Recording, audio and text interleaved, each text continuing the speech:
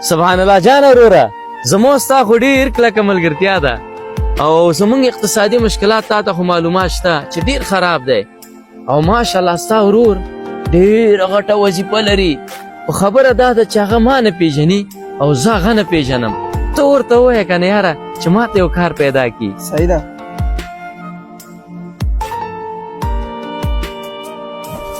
اوه سهیل وروره ښې سلام وروره ښې په خیر یې ته ښې وروره ووایه زما دغلته کار دی زه بېرته 2 دقیقو کې راځم ښه بیا خبرې کوو. داسې بې غیرته سړی و ده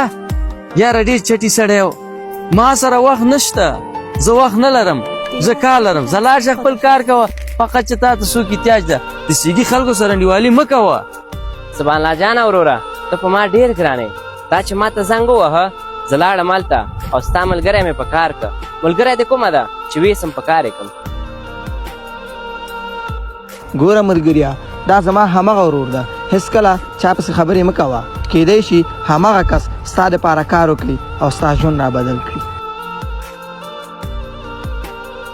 خبرې پرېږدئ راځئ چې ځو بیا به هلته ګپ ولګوو.